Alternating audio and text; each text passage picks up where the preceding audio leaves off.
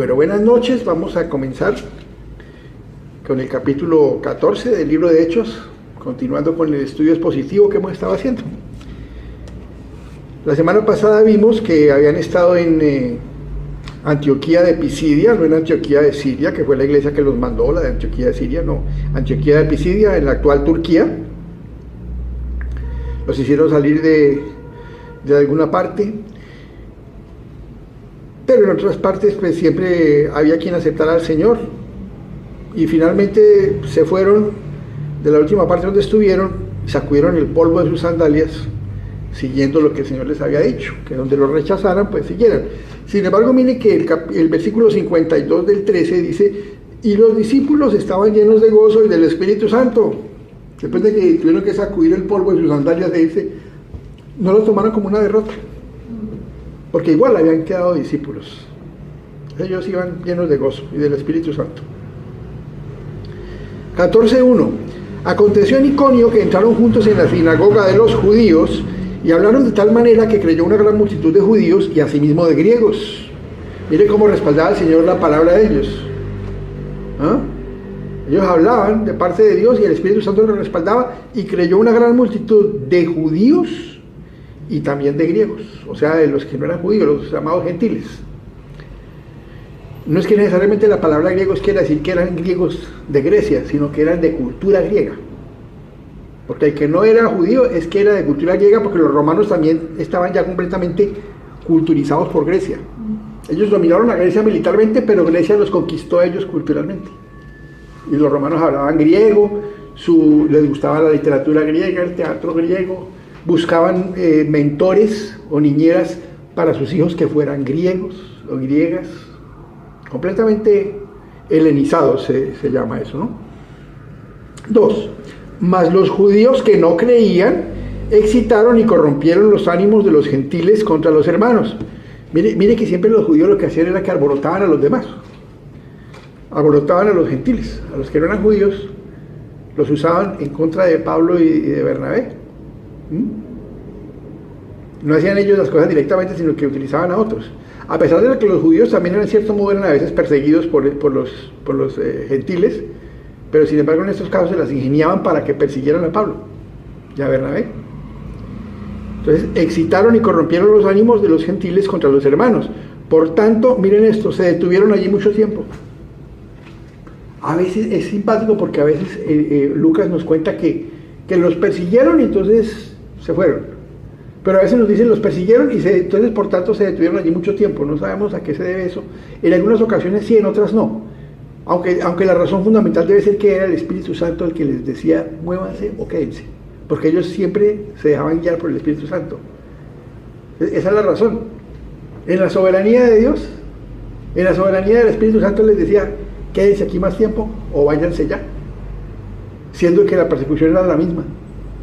Y aquí sí se quedaron. Por tanto se detuvieron allí mucho tiempo hablando con denuedo, confiados en el Señor, el cual daba testimonio a la palabra de su gracia, concediendo que se hiciesen por las manos de ellos señales y prodigios. Se detuvieron mucho tiempo, hablaban con denuedo, o sea, con atrevimiento, confiados en el Señor, miren, confiados en Él. Por eso lo podían hacer, porque confiaban en Él. El cual daba testimonio, ¿a qué? A la palabra de su gracia. Eso es lo que ellos predicaban.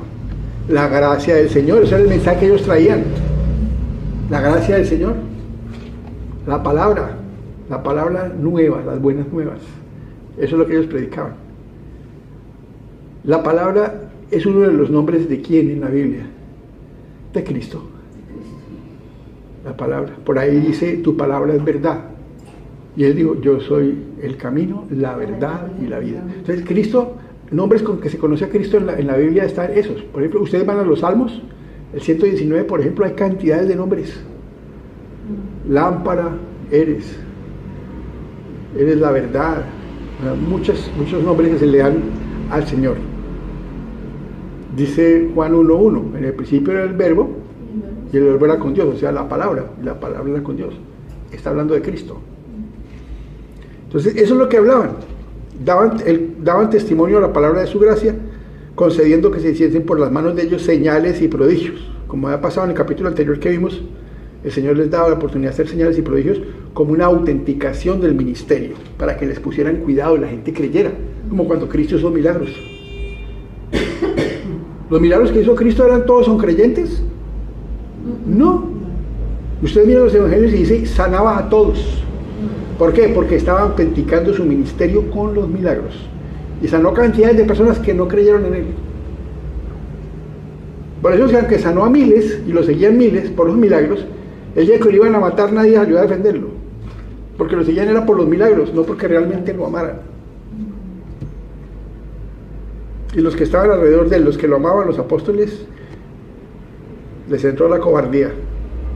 Lo dejaron solo.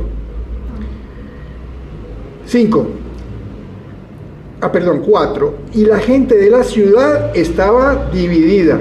Unos estaban con los judíos y otros con los apóstoles. Creo que la semana pasada hablamos de esto, que solo hay una división entre los hombres. Los que creen y los que no creen. Esa es la única división verdadera que hay entre los hombres. Entonces, unos estaban con los judíos, no creían, y otros con los apóstoles, los que sí creían en lo que ellos decían.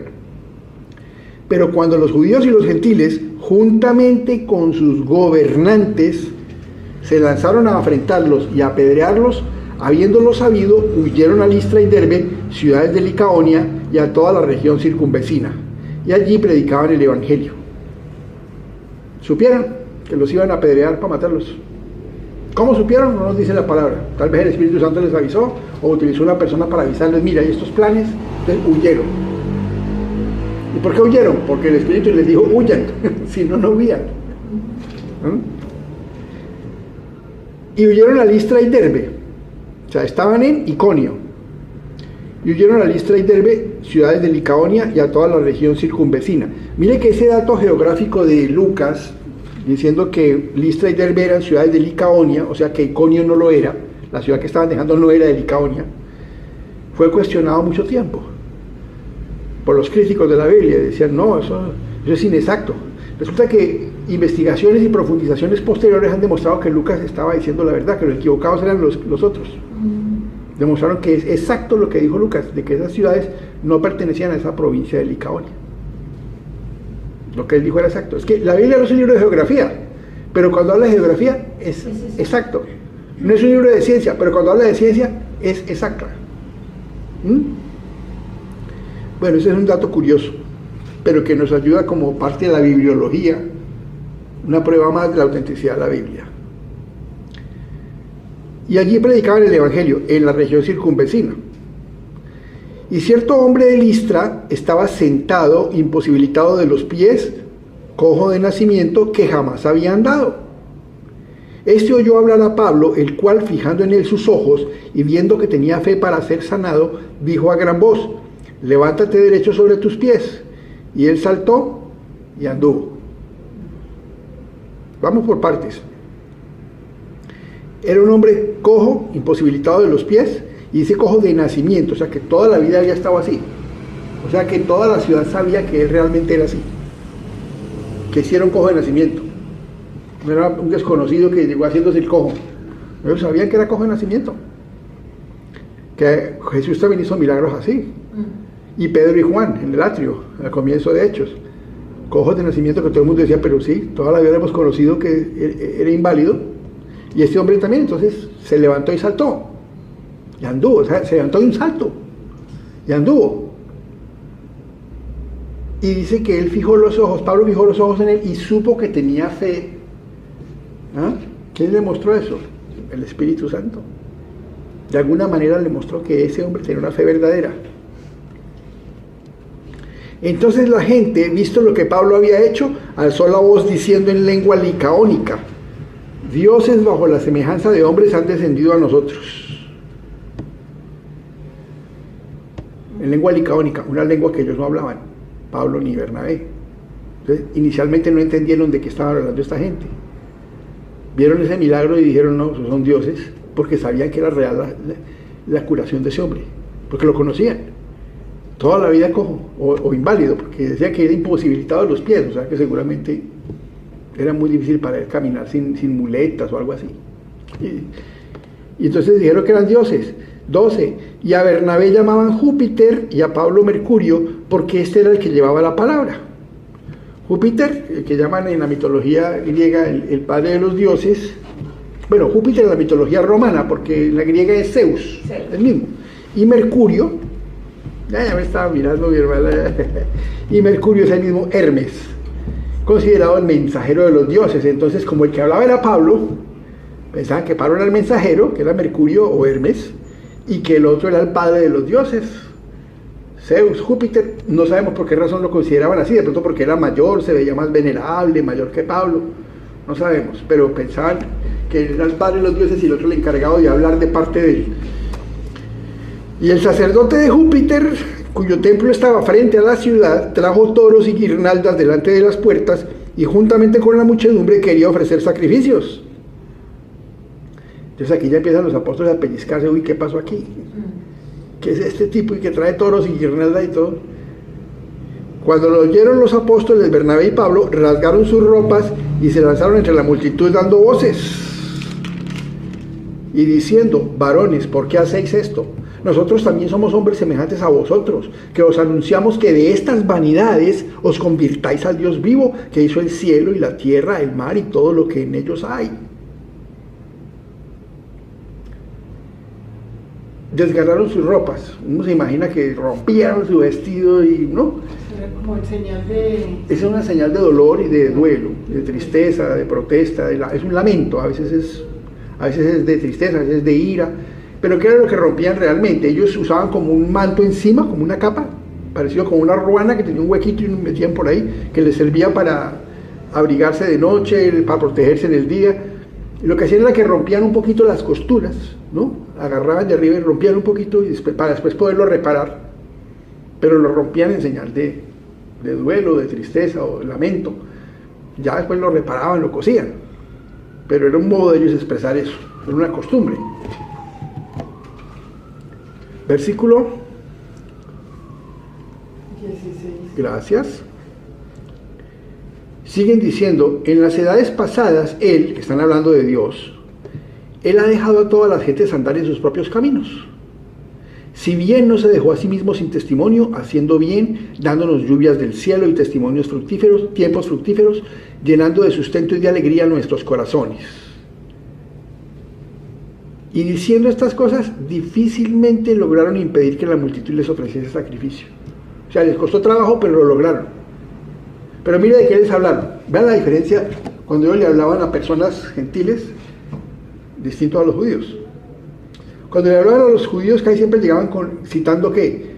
Citando las escrituras en las sinagogas. Pero cuando no eran gentiles, los gentiles no conocían las escrituras como los judíos, no se las sabían. Solo los piadosos de pronto tenían algún conocimiento, pero los judíos piadosos, los gentiles piadosos. Pero el gentil en general no conocía la Biblia, como pasa hoy en día. Hablamos a la gente de la Biblia y la mayoría de la gente no la conoce o tiene una idea equivocada de lo que es la Biblia. Entonces, ellos no citaban las escrituras para los gentiles, sino les hablaban de la creación, del Dios, creador de todo. ¿Por qué? Porque todo el mundo tenía la idea de que algún Dios creó esto, o dioses, ¿no? En su mitología. Ellos usaban de la creación para decirles: venimos a hablarles del Dios que creó todo. Por ahí empezaban. Entonces, empiezan a hablarles de eso. Venimos a hablarles del Dios vivo, el único que hay, que creó todo, para que dejen estas idolatrías que están haciendo aquí, precisamente lo que nos quieren hacer a nosotros. Dejen de venerar estatuas, de venerar imágenes y de hacerle sacrificios a ídolos falsos y a dioses falsos, sino que se conviertan al Dios verdadero. A eso fue que vinimos.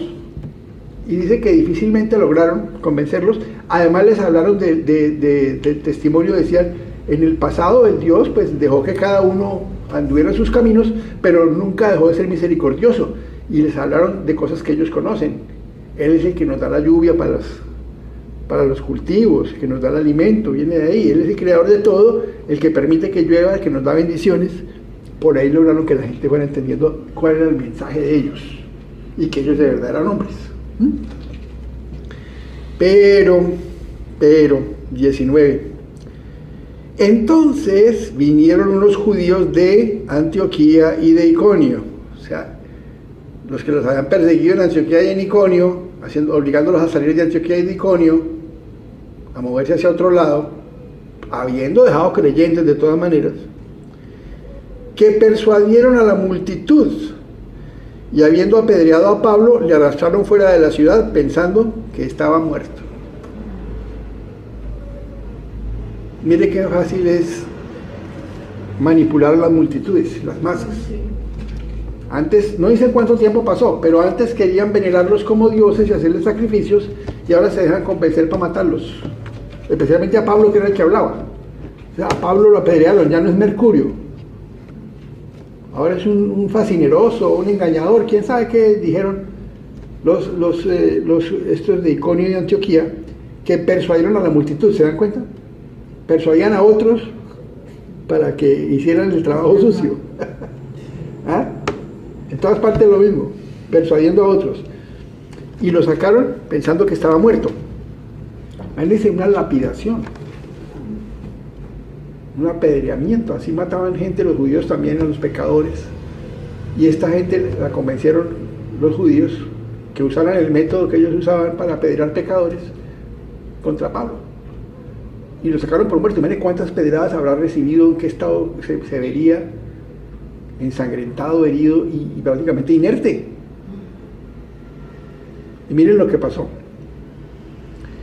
Lo sacaron fuera de la ciudad arrastrado, como se arrastra un cadáver ya que lo arrastran. Y además cuando una turba, no sé si recuerden cuando la muerte de Jorge Eliezer Gaitán, que la turba arrastró el cadáver de que lo mató.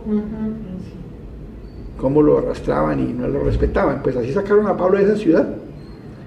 Pero rodeándole los discípulos, estoy en el versículo 20, se levantó y entró en la ciudad. Y parece que sí estaba muerto, porque él en una de las cartas habla de una experiencia que tuvo alguien, que sí estuvo muerto, y el Señor hizo un milagro con él. Resucitó. Es que de todas maneras el hecho de que se levantara y entrar en la ciudad otra vez después de haber sido apedreado y sacado como si estuviera muerto, y levantarse y entrar en la ciudad otra vez, eso ya es algo prodigioso, ¿no?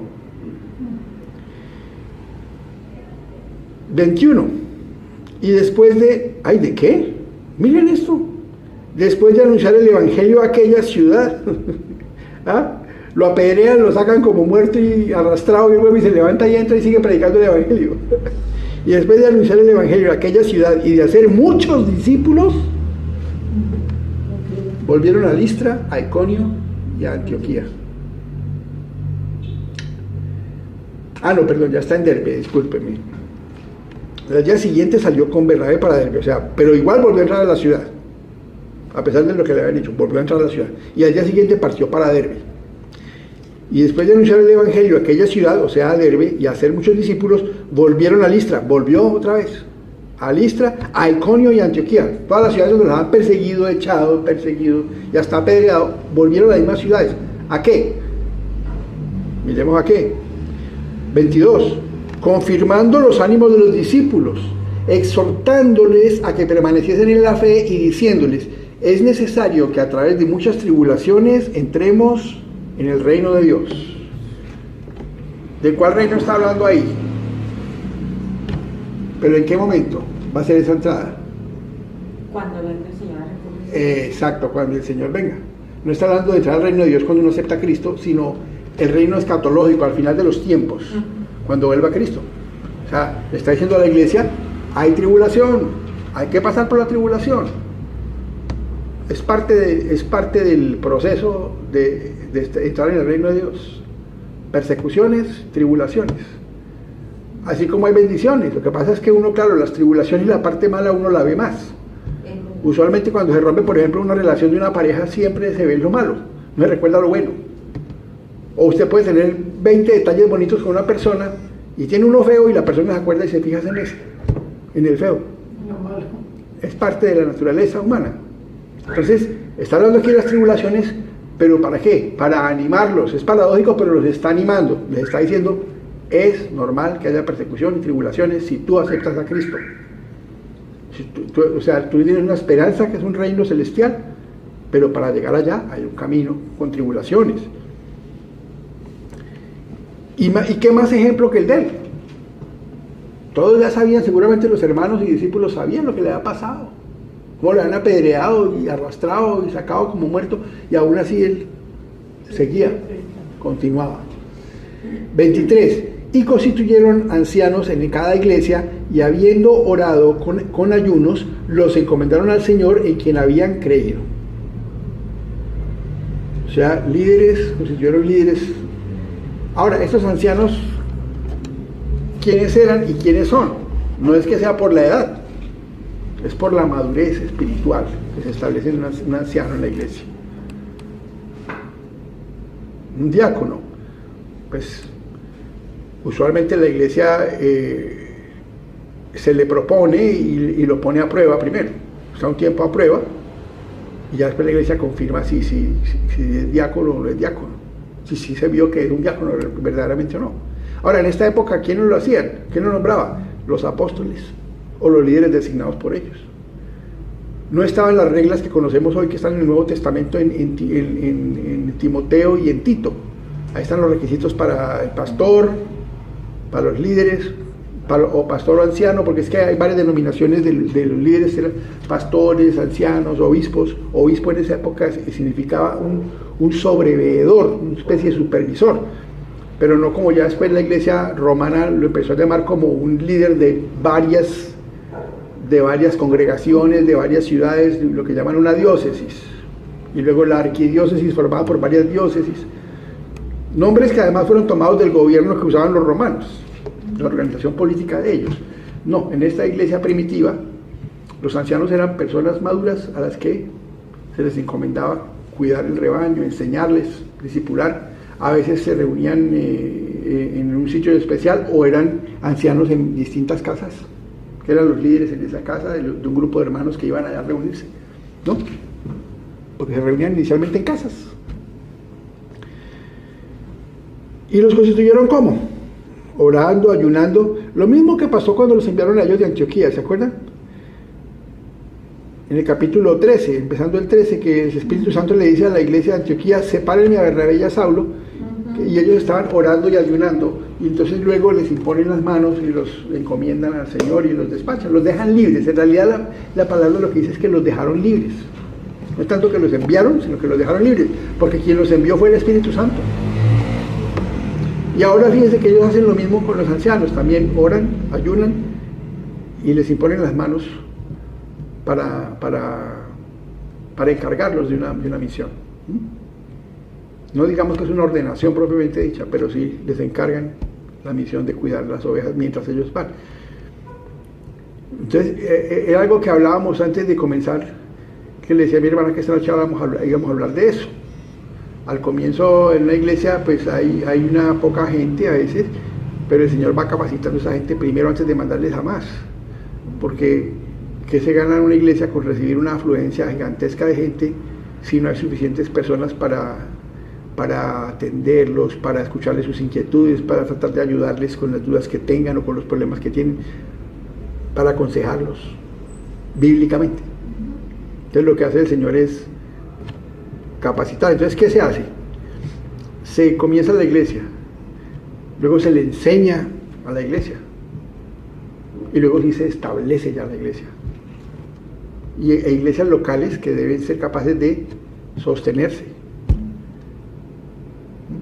y gobernarse a sí mismas, porque las iglesias locales son las bases de la iglesia. La iglesia universal somos todos los que creemos en Cristo como nuestro Señor y Salvador. Pero ¿dónde nos reunimos? En iglesias locales, independientes y autónomas, así debe ser. Hay gente organizada en forma denominacional, pues se les respeta, presbiterios, pero de todas maneras nosotros aquí no compartimos eso. Pensamos que la iglesia se debe gobernar a sí misma. Una cosa es que tengamos acuerdos con otras iglesias para ayudarnos mutuamente, como sucede con la Federación Bautista en Bogotá, Federación de Iglesias Bautistas Fundamentales Independientes.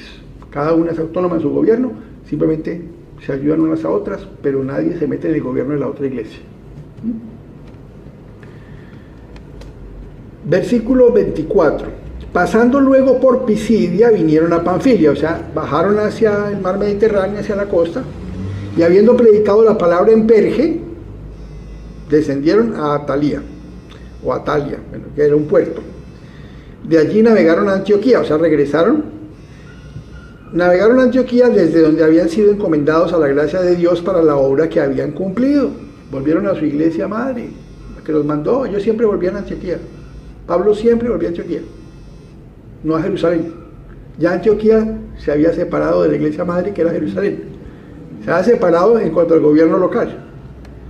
No que no siguieran siendo hermanos y parte de la iglesia, pero ya se gobernaban solos. 27. Y habiendo llegado y reunido a la iglesia, refirieron cuán grandes cosas había hecho Dios con ellos y cómo había abierto la puerta de la fe a los gentiles. Les contaron todas las maravillas, lo que había pasado en el camino, hasta los apedreamientos, todo. Y cómo había abierto la puerta de la fe a los gentiles, o sea, cómo el Señor los había respaldado, porque el Espíritu Santo los envió y Él los respaldó y les mostró, les confirmó que realmente la salvación era para todos. Que cuando dice que abrir la puerta de la fe a los gentiles es un punto histórico de quiebre tremendo, porque los judíos pensaban que el pueblo de Dios eran solo ellos y los únicos con derecho a ser salvos. Y vamos a ver en el próximo capítulo cómo empezaron los conflictos por eso, porque los judíos entendían que si no se volvían judíos no podían ser salvos, así fueran creyentes en Cristo. Y los primeros judíos seguían practicando sus ritos porque eran judíos. O sea, en el comienzo la iglesia cristiana judía se les permitía seguir con sus ritos judíos porque eran nacidos judíos, aunque tenían su fe en Cristo, seguían cumpliendo con la ley. Pero a los gentiles no se les tenía por qué pedir nada de eso. Pero hubo problemas por eso, porque había muchos judaizantes que decían que sí, no, tienen que circuncidarse, tienen que respetar la ley, obedecer la ley, seguir la ley. Y aquí empieza el punto de quiebre. Ahora, muchos de ellos sentían que su judaísmo se iba a acabar dejando entrar a los gentiles, que la iglesia judía cristiana iba a desaparecer poco a poco, porque había más gentiles que judíos en el mundo, y cada vez iba a haber más, mientras más se extendía el evangelio. Y estaban viendo eso. Por eso fue que cuando vimos la semana pasada que se llenaron de celos, porque la sinagoga y eso lleno de gente gentil para escuchar a Pablo, se sintieron celosos, y fue cuando empezaron a atacarlo y acabaron haciéndolos irse de ahí. Bueno. 28. Y se quedaron allí mucho tiempo con los discípulos. Es difícil a veces hacer la cronología del Evangelio de Lucas, saber los tiempos reales, porque él emplea eso, dice muchos días. Después de muchos días, se quedaron muchos días. Es difícil saber cuántos son los muchos días. A veces se puede investigar por documentos históricos y se sabe más o menos, bueno, se habla de tal funcionario, se habla de tal rey, entonces esto fue más o menos en esta época, pero a veces estos espacios, como que es mucho tiempo, es difícil establecer cuánto fue, pero se calcula más o menos que estuvieron ahí 1 año o 2 antes de ir al segundo viaje misionero, 1 año o 2 más o menos en Antioquía. ¿Haciendo qué? Sirviendo y trabajando, enseñando, predicando, lo mismo, profetizando, lo mismo que es en la iglesia. Volvieron a su iglesia madre. Entonces, mis hermanos, a ver, todo eso que estamos estudiando, tanto Génesis como Hechos, es porque estamos fundamentándonos, conociendo bien las bases, tanto del Antiguo Testamento como del Nuevo, y de la historia de la iglesia, que el Nuevo es el único libro histórico, el Hechos es el único libro histórico en el Nuevo Testamento. ¿Para qué? Para poder manejar los otros libros un poco mejor para la gente que el Señor nos va a mandar. Porque ahorita somos pocos y mis hermanos preguntan que tengan, mientras yo pueda absorberla con mucho gusto, la absuelvo, ¿cierto? Pero el día que haya 20, 30 personas y de esas haya 5 o 10 preguntando a la vez, tiene que haber quien sepa un poco más de Biblia para también ayudarles con las dudas, y que de pronto cuando llegue a cierto punto que ya el conocimiento no da, pues se remite a una persona que sepa un poco más del asunto. Pero todo eso es así, mire, pasamos la etapa como de la reunión de la gente, estamos en la etapa de la enseñanza, y ahí paralelo va el establecimiento de la iglesia, que quede establecido. Entonces vamos en el camino. A veces somos pocos Inclusive decía en estos días, pero casi no hay jóvenes allí. Ya llegarán, ya llegarán. Han venido, sabemos que han venido, ¿no? Han venido, pero por algo el Señor nos trajo a las personas, somos casi todos contemporáneos, y Él nos reunió aquí. Ahora nos ha mandado una pareja con mucha experiencia en el ministerio, ¿sí? Creo que por ahí hay un proyecto de hacer algo más también con ellos, para ir aprendiendo y ya empezando a extendernos, a enseñar a otras personas, que no todo sea aquí.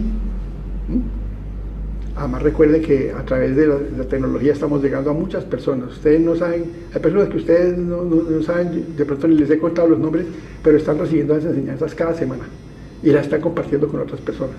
Sí.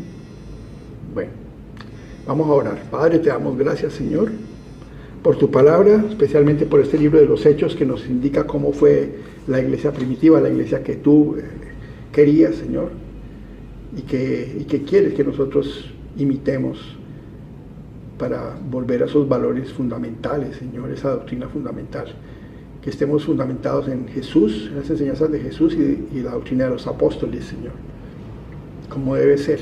¿Y cómo la encontramos? Aquí en este libro de los Hechos.